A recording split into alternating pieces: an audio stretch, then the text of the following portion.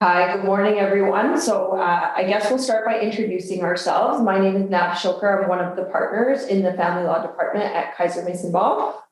Good morning. My name is Sukhman Grewal. I am an associate in the Family Law Department at Canby. So thank you, everyone, for joining us. Sukhman's put together a really good presentation. I'm going to let her take the lead, and then really it's going to be more of a conversation piece. We welcome questions, like Stephanie said. We're happy to answer them. And I think what's going to happen is we'll probably walk you through the content, and there will be a lot of questions, which will turn into conversation. So if you guys have any questions about disclosure and how it works in the family law world, we're here to answer them. So I think the first and most common question we get a lot is, what is financial disclosure and when do you disclose and what do you disclose? Financial disclosure is kind of a catch-all term related to any kind of income documentation or documentation about assets. In family law in particular, when we're talking about financial disclosure, we're trying to figure out either what is someone's income for child support and spouse support purposes, and what is the value of someone's assets for property division purposes. So financial disclosure can look like anything from your personal income tax returns to your corporate income tax returns, as well as property appraisals, evaluation of your property and your business, because those would be subject to property division because of equalization. So financial disclosure is necessary for different stages of your family law matter, and that could be anywhere from the very beginning before you get married and you're discussing a cohabitation agreement, or at the end, if there's a separation, when you're dealing with the issues of support and property division. So in the very beginning, when there is a question of what are we going to do with our finances if we're living together and you're entering into a cohabitation agreement and or a marriage contract, financial disclosure is critical, because one of the main purposes of these agreements is to be able to sort out your finances and have that kind of control. Which would likely be like, what is your income? What is it made up of? And what are your assets that you're going to protect? And what are the assets that you are going to share? So at that stage, typically what financial disclosure looks like starts off with a financial statement. You're looking at, there's two types of financial statements typically that are used for litigation purposes, but now Divorce Mate in particular has a separate financial statement that they refer to as a financial disclosure form. And that's basically where you kind of start off highlighting all of your income, your expenses, and all of your assets and liabilities that you have before you move in together, before you're married. So that's kind of the starting point.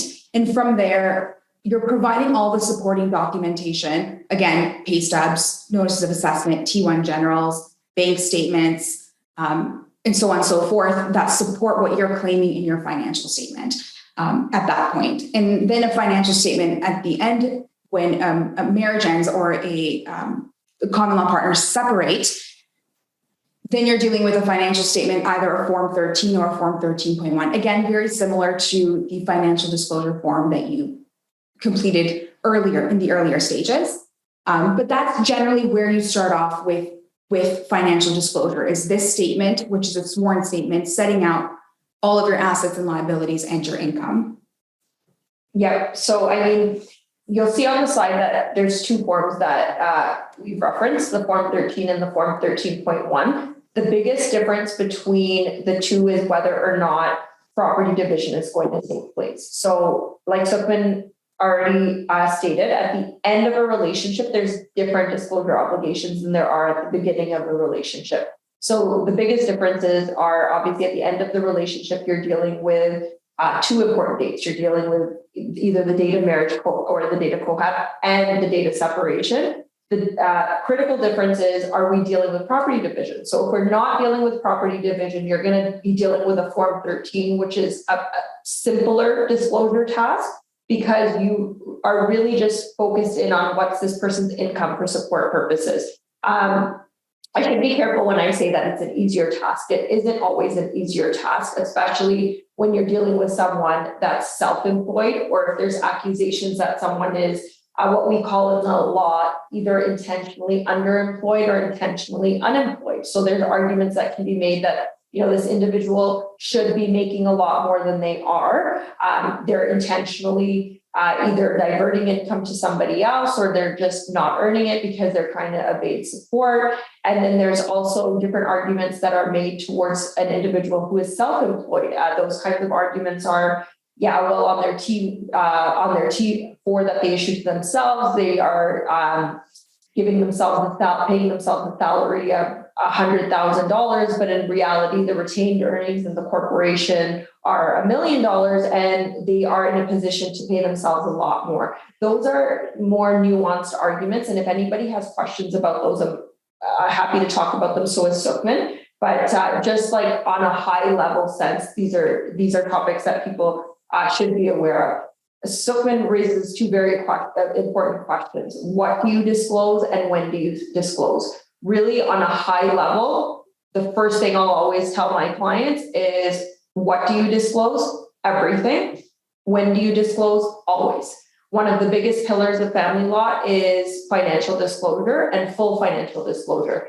You put yourself at great risk of having an agreement set aside or an order later varied if your partner or your ex-spouse comes to learn that something wasn't disclosed. You do not want to put yourself in that position. I always tell clients it's better to act out of abundance of caution and disclose more than you think you need to, rather than less, because you don't want to have something overturned in the future.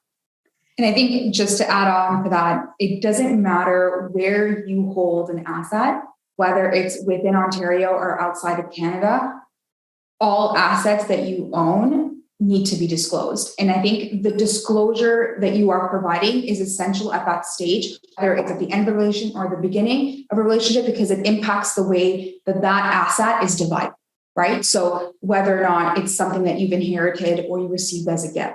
So the type of disclosure and when it's disclosed is critical to assessing what that person's claim might be and what assets that they can potentially protect. And the same kind of flows in from the income that Nav had just mentioned about retained earnings. If you provide that information off in the beginning and it's available, any agreement that you enter into, you had that knowledge, the other party had that knowledge available to them. So there's no grounds to set aside an agreement, even on the issue of support. Mm-hmm. Very good point. Okay, so financial disclosure, property division. You've already heard Sukhman and I say these words countless times. I wanted to start by giving you guys a very high level, walkthrough of how property is divided in Ontario. So what is property division? The term that family law lawyers use, and the example I'm about to use is one that applies to married spouses. We'll talk about cohabitating spouses later on, but the term equalization is something that comes up in family law all the time. That's basically, the legal term for dividing property when people are separating. How equalization works, and I want to start with a disclaimer that I'm walking you through, step one of equalization, and I'm not walking you through all of the defenses that may apply, the exceptions that may apply. If we start talking about that, I could talk to you guys about that issue alone for 4 hours. So our starting point for equalization will not talk about, separate rules for the matrimonial home or claims for unequal division when you might be married to somebody that was what we call recklessly depleting funds, maybe through gambling, addictions, etc. There are exceptions to the rule that I'm about to walk you through. Another exception is how long was the marriage? If you're dealing with what in law we deem to be a short marriage, a marriage of 5 years or less, you can apply for an exception, or basically what we call an unequal division, which is you asking a court not to follow this rule. But the starting point is, let's lock in 2 dates in time. The way that I had learned it in law school, and I never forgot it, I thought it was taught in an excellent way, is imagine you have a Polaroid camera and you're taking a picture and your picture pops out right then and there. So the 2 dates that you want to take pictures of are your date of marriage and date of separation. And what my professor used to say to me is, once you take that picture, if something's on that picture, it's on that picture. It's not getting erased. You're not moving it. It's there. It's getting accounted for. If something is not on that picture, then it does not apply in that column. So date of marriage, we're going to attribute a value to each spouse. I'll say him and her for this example. It could be her and her, him and him. But for this example, let's say husband, wife, separate. Husband, date of marriage. Let's say he was worth $100,000. And when I say he was worth $100,000, he may have had a pension that was worth $50,000. He may have had bank accounts that had $30,000 in them, and then $20,000 worth of household belongings. So TVs, couches, etc. So he has a value of $100,000. I've got it on the Polaroid. I took a picture of his asset on date of marriage, and they're not changing.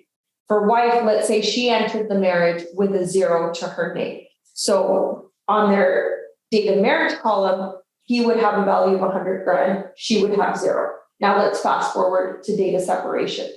Throughout the marriage, they have both accumulated some sort of wealth. So they may have increased what was in their bank accounts. Husband may have continued to add on to his pension. They may have bought a property together jointly. So 50% would be on husband's side, 50% on wife's side. Or they may have bought properties independent of one another. So what we do is we look at everything they've bought throughout the marriage and we attribute everything a value. Like Sukhman said, you might need appraisals for this. You might need pension valuations done. If there's a business, you might need a business valuation done. You attribute all those values. You account for the debt. So obviously, if there's a house that's worth $2 million, but it has a mortgage of $1 million, then you're only plugging in that $1 million worth of equity. So let's say in this hypothetical, husband went from having $100,000 at date of marriage, and then at date of separation, I take another picture with my Polaroid camera.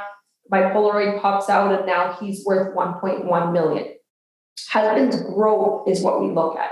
He is going to get a credit for the $100,000 that he entered into the marriage with. And keep in mind, I said there are certain exceptions, matrimonial home exceptions, how this money was used, how it could be traced, but that's a conversation for another day. So let's say none of those exceptions apply in this example. He has grown from 100,000 to 1.1 million. At date of separation, I'm going to attribute a NFP value to him, a net family property value to him. I am not going to say that he's worth 1.1. I'm going to say he's worth $1 million because I'm giving him credit for the 100,000 that he already had. Now let's do the same thing for the wife. She started with 0 and she went to 500,000, let's say. Her NFP value is 500,000. So there's this misconception that you go through every single asset at the end of the marriage and you divide everything 50-50. We don't do it that way. Everything gets plugged into this, basically thrown into this pot, and we do one calculation. So now that we have those numbers, we take the larger NFP. So it's always the person that has a higher NFP value that's going to pay the person with the lower NFP value. We take the 1 million, we subtract the wife's NFP of 500,000. It gives us a number of 500,000. This is the one and only time we now divide by 2. So by dividing that 500,000 by 2, it tells us what our equalization payment should be. And that's $250,000, 500,000 divided by 2. What happens in this hypothetical is when husband pays wife 250,000, his NFP of $1 million goes down to 750,000, and wife's NFP of 500,000 by receiving this 250 goes up to 750,000. They are now equalized. That's how we deal with property in a nutshell. Right? Anything to add? No. Okay. So to support the values in your financial statements and your net family property, that's where things get a little bit trickier, because there's often times where a party will say that they know the other party hasn't disclosed this information. They know that they have other assets, there's stocks available, there's properties in other countries. That's where things get a little bit trickier, because oftentimes you're playing this game of cat and mouse. Who is going to provide this information? How are we going to collect it? I suspect that this is happening, but we don't have all of the information. So this is where it gets a bit tricky, even for date of marriage assets and on date of separation, because typically parties are not, unless they have a marriage contract or a co-hab agreement, they're not keeping track of what they owned on the date of marriage. So going back in time to collect bank records after a 15, 17-year-long marriage, is often very difficult. Then collecting appraisals and values of a property and a mortgage on the date of marriage. So what we do at that point is look to see if there's any other evidence available that would prove that this asset existed. The courts have viewed this type of evidence, whether like you're looking at bank statements to corroborate whether or not you were paying a mortgage for this property, or looking at a mortgage statement from 2 years before the date of marriage. You look at the best available of evidence, again, statements or statements from prior to the marriage to determine what the actual value is. You can also, for example, for properties, defer to certified appraisers, right? To go back in time and to do somewhat of a property assessment of what they believe the property could be valued based on the market. But on the date of separation, it is a lot easier to value properties when they're disclosed. Oftentimes, if there's suspicion that there's properties that are owned that haven't been disclosed, we will do a property search in that person's name. If those properties are owned by corporations, you can do a search for the corporation, what the corporation owns. Those are great starting points.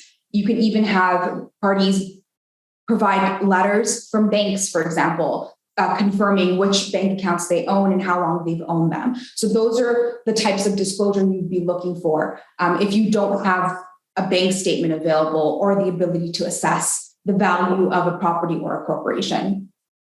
We will often rely on evaluators to determine a value of a corporation for property division. And when you're dealing with a corporation, someone who is self-employed, there's often two types of values that you'll do. One is specifically for the value of the asset, which is the corporation, and one is to determine a party's income if it's not clear, which Nav had discussed a little bit earlier. So that's the type of disclosure you'll want to collect and you'll need to determine what is the asset that needs to be divided.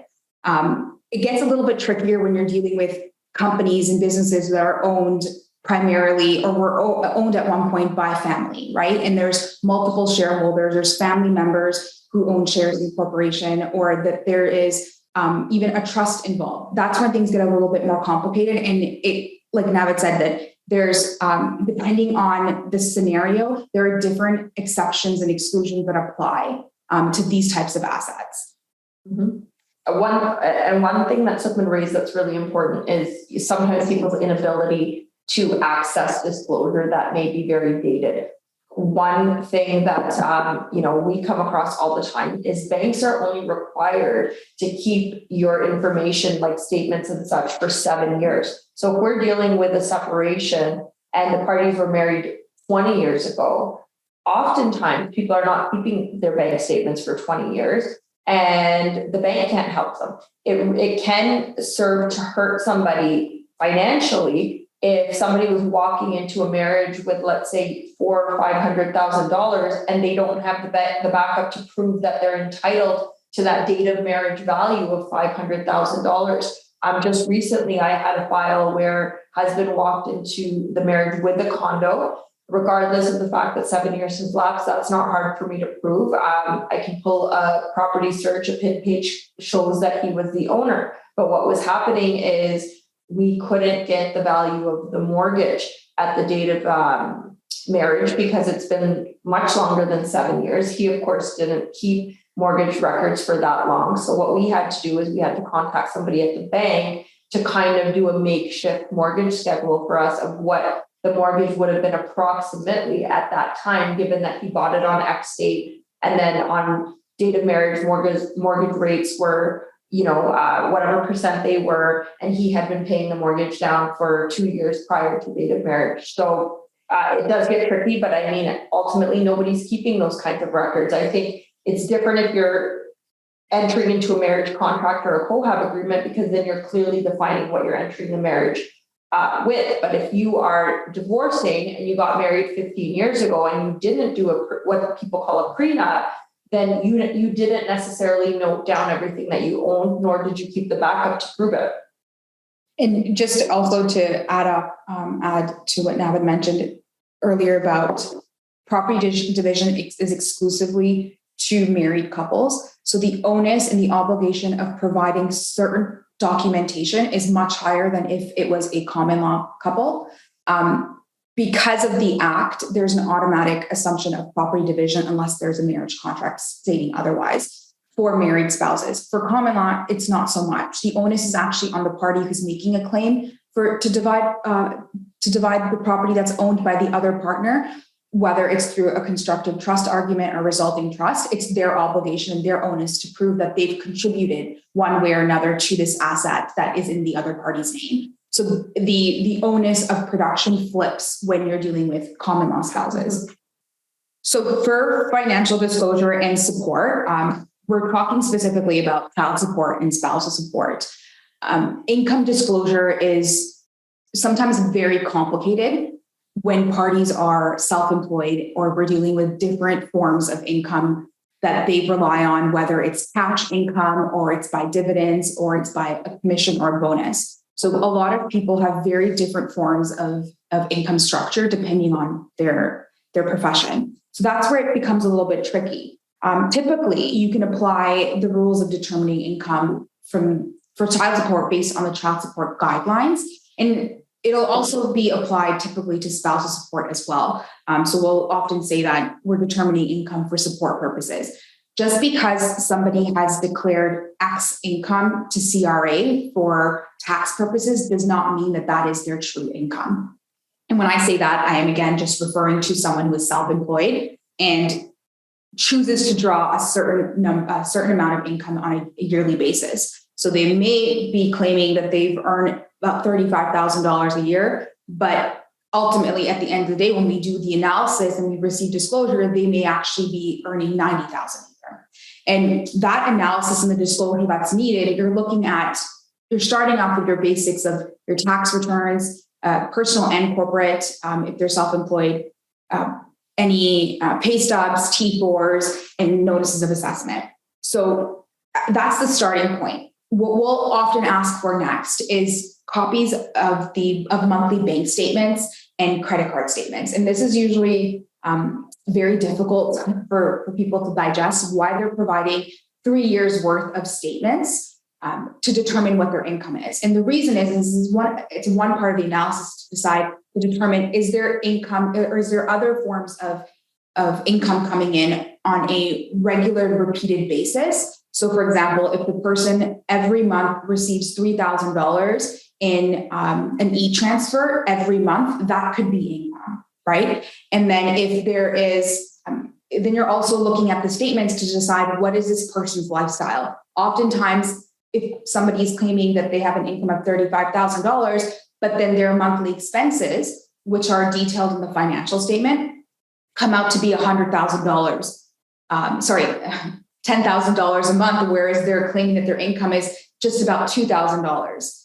That doesn't add up, right? How do you have such high expenses and such a low income? So looking at the bank records, the bank accounts and credit card statements, it allows us to do an analysis of, okay, well, what is this person's lifestyle, right? Are they able to afford these very fancy vacations and they're paying for their mortgage is $8,000 a month? Their car expenses. So you look at all of these expenses to say that, okay, there is no corresponding debt. There's no line of credit. This doesn't add up here. It looks like there's income coming in from other sources.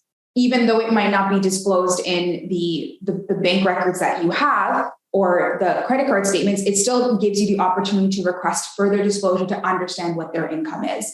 And that further disclosure, that's when you typically turn to valuators that will go in for a self-employed individual to decide whether or not they're holding back income in their corporation because they don't want to disclose it for the litigation or because of the separation, and whether or not what they had stated their income to be is the accurate amount, or if it's higher or if it's lower. So what this valuator will do is they'll go through all of the corporation's records, anywhere from shareholder payments to bank statements to credit card statements and any other assets and liabilities the corporation might have, to decide what their income could be. The guidelines provide a very good structure of what you can rely on to decide what someone's income is.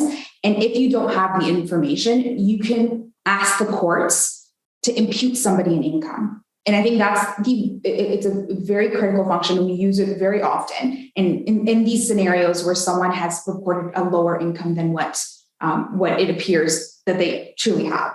And what you determine for child support purposes as an income can also be applied for spousal support. Yeah, so I'll get into like some examples.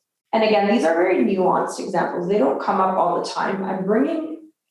They do come up often, but I'm bringing them up just to illustrate and add on to Sukhman's point that it's not always so clear cut. A lot of people will come to us, whether they're the support recipient or the support payor, and rightfully so, not understand the concept of why it's just not what's written on the tax returns.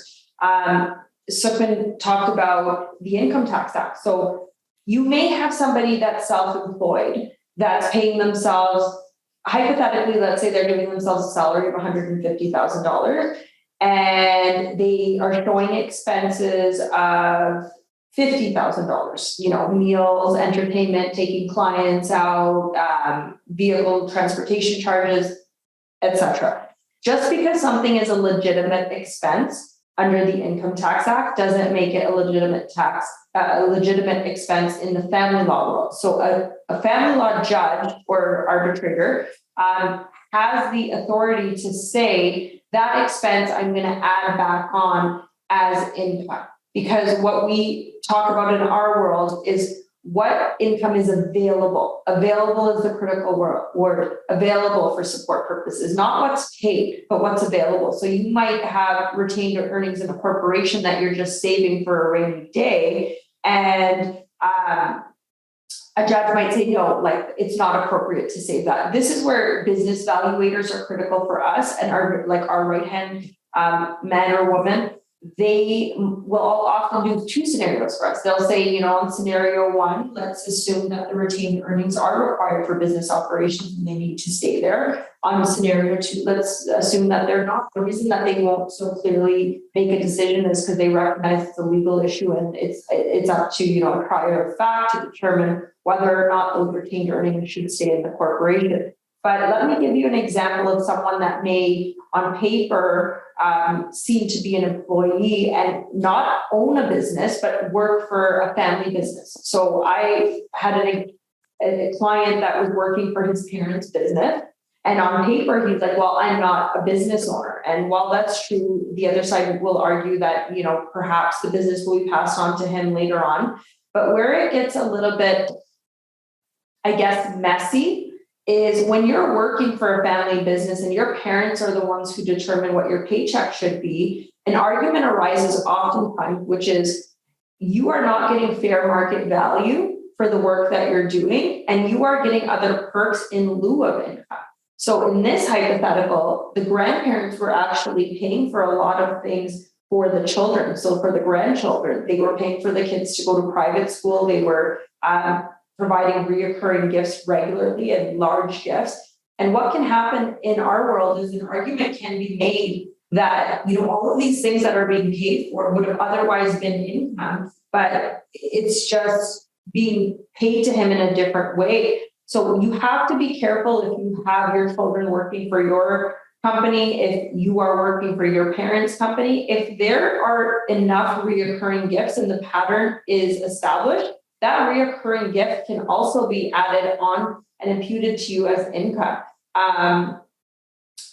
Another example I had of someone that was working for his parents' company, he was buying a house that obviously was way too expensive if you looked at his income for him to afford. His parents wanted to help him, and rather than give him money, from their personal account, their accountant came up with this nifty little trick to pay out large bonuses to him from the corporation.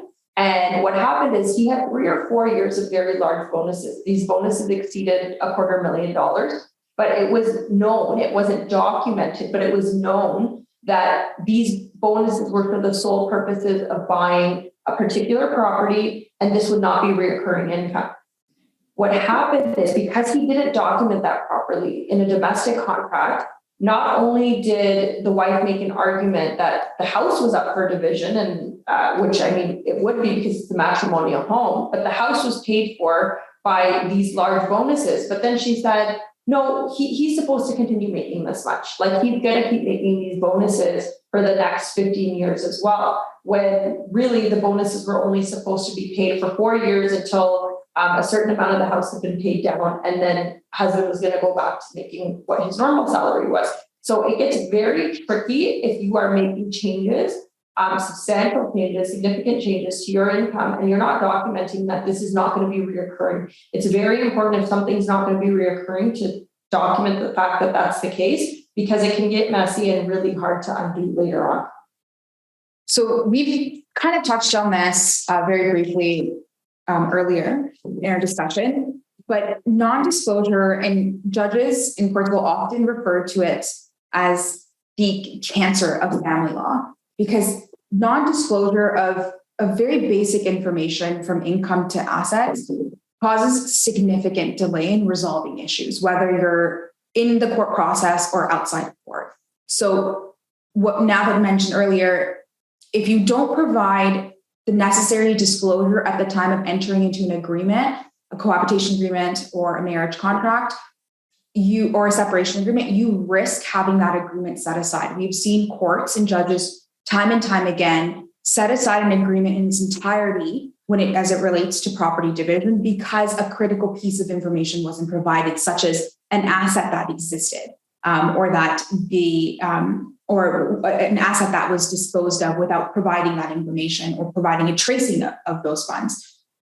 We've seen actually in the court process, judges become very frustrated with having to go back and reorder disclosure of documents that had already been ordered multiple times over. The family law rules provide multiple functions to parties who are struggling with collecting information from the other party.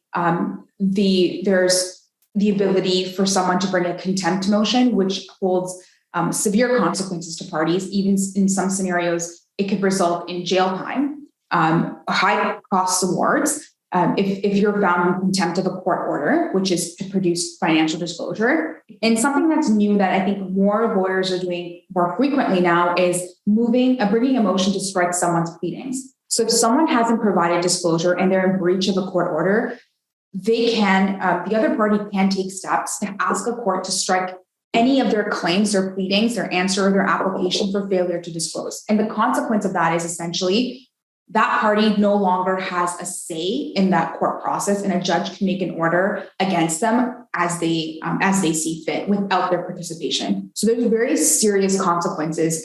There was a recent decision that just came out where a party had 9 orders to produce disclosure, in some scenarios, very basic disclosure from 2019 up until the end of 2021. And the court at that point just was done with having to address this issue over and over again, and struck the parties' pleadings, leaving them to then appeal the order to justify why they should be allowed to participate in the proceeding.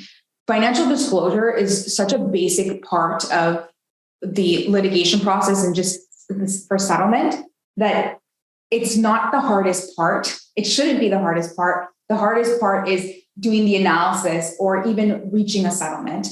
So when you're dealing with a lot of issues with collecting information, that's usually a red flag off the bat that we're going to need to get other experts like evaluators or defer to an arbitrator or a judge to help us collect this information.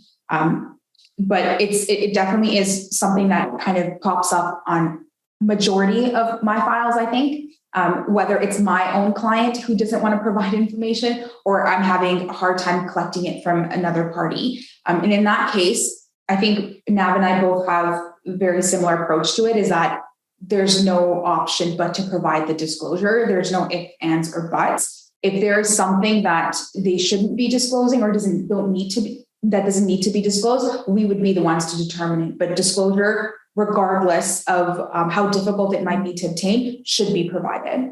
Agreed. I mean, Sukhman is right in saying that if it's something that's not relevant, then that's our job to flag it and raise it and say, well, nothing turns on this, so it's not required. But for relevant pieces of disclosure, I go back to what I said earlier, which is you always want to disclose and you always want to disclose everything. There are many times that we'll get requests for disclosure that are clear fishing expeditions and people are just trying to get everything. And sometimes none of it is relevant. Like I've had situations where I've had someone that doesn't even work for a family business and they'll start asking for disclosure about the business. And in those situations, I'm not going to provide anything. But for the most part, you want to disclose the assets to make sure that everything continues to move forward. And sometimes providing the first round of disclosure is just the start.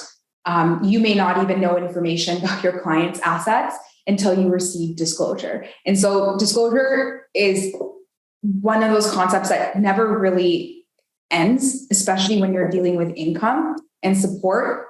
Even after you settle the matter and there's a court order, there's a yearly obligation to provide updated information about income, right? Because child support, especially child support, is dependent on payors' income at that time and for that year. So disclosure never really stops. When you're dealing with income, and support. When you're dealing with spousal support, when you're dealing with child support, things change. Sometimes someone's income may significantly drop. So sometimes there may be an incline. We saw a lot of these arguments come up during COVID. Like if we had clients that were restaurant owners or owners of gyms, those people unfortunately were hit in a very hard way and we're not making the same income that they were. Then there were certain people in certain industries whose income went up significantly. That's why we reassess this on a yearly basis.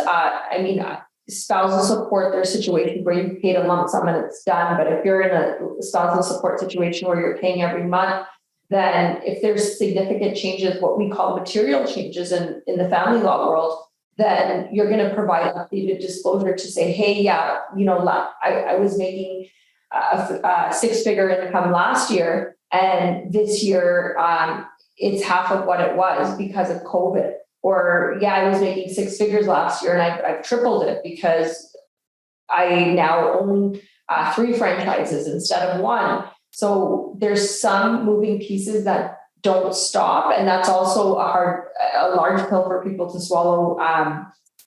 They want some finality, which I get. They want this to be done today, but when there's children involved or spousal support involved, sometimes you're not going to get something that's done and over with today. You might have to reassess certain pieces of your settlement on a per annum basis. So in terms of information that we wanted to provide for you, this is it. We wanted to make sure we left enough time for questions because these kinds of topics usually do lead to a lot of discussions. So Stephanie, we're ready to open the floor to the participants if they have any questions for us. Definitely. And you're more than welcome to unmute yourselves or put any questions into the chat box. I don't see anything right now, but Marianne? Okay, I'll start. And good presentation, guys. Thank you. It's always helpful, especially it gets a bit murky in the world of entrepreneurships and things like that. My question is around, okay, let's say one spouse has a really good pension, but the equalization payments kind of sorted out and the other spouse says, okay, this amount's enough. I don't need to touch the pension. Is that a possibility? So very good question. Yes. So what Sukhman and I walked you through when it comes to equalization, and that's why I gave you guys the disclaimer of this is the starting point. If something is on consent, anything's a possibility, including not disclosing some assets, including not valuing the pension. Obviously, we will tell our clients there is a huge risk involved here. Because the risk is someone can come back and try to set something aside. But when we're settling something outside of court, even inside of court, I should say, if we're in court and let's say I act for husband and wife says, I don't want to touch your pension, but let's give me something else in exchange for that, like, let me keep, the 5 pieces of artwork in the living room, you can keep the pension. We do it all the time. We will do a release to the pension. We'll put it into either the separation agreement or consent order that the pension's not going to be divided. What we have to do as the lawyer is make sure that we are very clear that this is what happened. What I like to do personally is I still like to calculate what the equalization payment would have been. I always think that the safest thing to do is say, look, the equalization payment, including the pension, would have been this figure, but we're settling for a different number. The reason I like to do it that way, even though it technically is more work, is person B can never come back and say, I actually didn't know what I was walking away from. I thought I was walking away from a pension that was $100,000, but it turns out it was an $800,000 pension. Had I known, I wouldn't have made that decision. So disclosure is still very important. You still want to disclose, but the person can still choose to walk away from it. Absolutely. And that can be done on consent. If the person is not consenting, however, and there is no marriage contract saying that the pension is not going to be divided, then a judge or an arbitrator is going to use that basic property division rule that I had walked you guys through. Just to add on to that, a lot of the pensions, we submit these fiscal forms, and I think they've changed the acronym, and it's just escaped my mind right now, but those forms will determine what the value of that pension is for the duration of the marriage. So when we had talked about date of marriage deduction of credit, say that pension existed before the parties were married. When you complete these forms, which is to value the pension, it'll tell you what the family law value is for that pension, which will not be the same as the values that a party receives in their statements from like Sun Life, right?